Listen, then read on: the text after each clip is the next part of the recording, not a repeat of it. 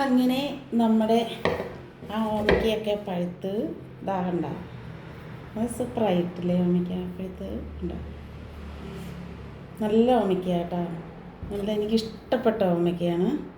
എല്ലാ ഓമയ്ക്കൊന്നും അങ്ങനെ നമ്മൾ ഓമയ്ക്ക ചെത്തുന്നതാണിത് ഉണ്ടോ. ആദ്യം ഇവിടെ നമ്മൾ ചെത്തിക്കളയണം.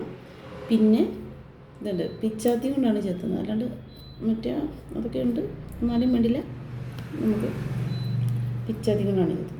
ഞാൻ ഓമയ്ക്ക് ഇങ്ങനെ കൈക്ക് കൊണ്ട് പിടിക്കണം, ഇങ്ങനെ നമ്മൾ ചെത്തും ഇല്ലേ ഉണ്ടോ.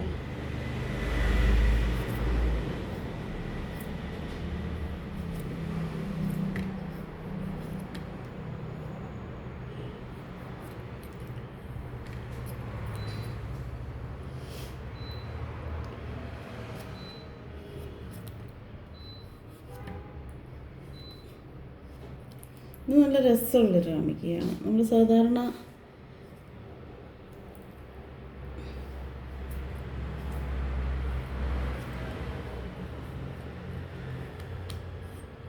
ഇല്ലേ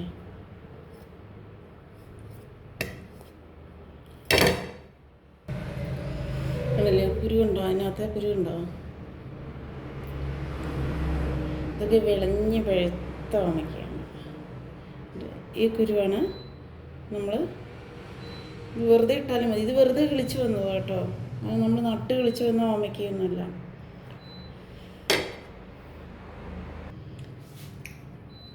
കണ്ടോ, നല്ല രുചിയുണ്ട്, നല്ല ഓമയ്ക്ക, നല്ല രസമുണ്ട്. അങ്ങനെ ഇത് നമ്മളിങ്ങനെ എടുത്തിട്ട് ഇങ്ങനെ തിന്നും.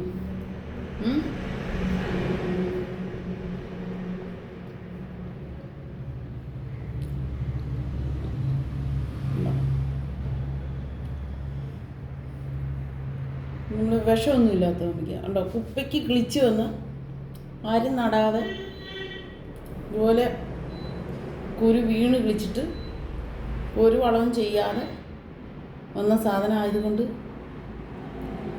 ഒരു വിഷവും ചെല്ലാത്ത സാധനമാണ് ഉണ്ടാ.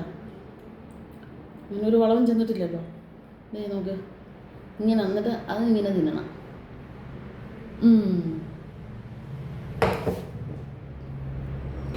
കണ്ട, ഫുൾ ഒരു വിഷവും ചേർക്കാതെ കൃഷി ചെയ്ത ഒരാളായിരുന്നു. ഫുൾ പശുവിൻ്റെ ചാണകമൊക്കെ കൊണ്ടൊക്കെ എല്ലാ മുട്ടം കൃഷിയായിരുന്നല്ലേ ചെയ്തുകൊണ്ടിരുന്നത്. ഉണ്ടില്ലേ കൊച്ചുമോളിങ്ങനെ ഇരുന്ന് എത്ര ഇരുത്തി തീറ്റിയിട്ടുള്ളതാണ്. ഇപ്പം കണ്ട, അങ്ങനെ ആദ്യമായിട്ടാണ് ഇങ്ങനെ വിഷമില്ലാത്തൊരു സാധനം കിട്ടുന്നത്. എത്ര വേണേലും ഉണ്ടോ, അപ്പം നോക്കുന്നുണ്ട്. ഇവിടെ എന്താ ഈ കാണിക്കുന്നത്?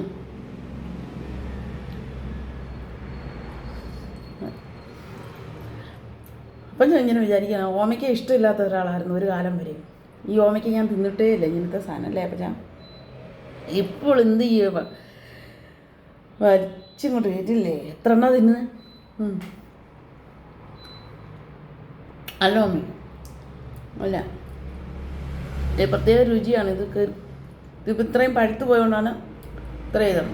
ഇത് കൃകറാന്നിരിക്കുന്നൊരു സൈസ് ഓമയ്ക്കയാണ്.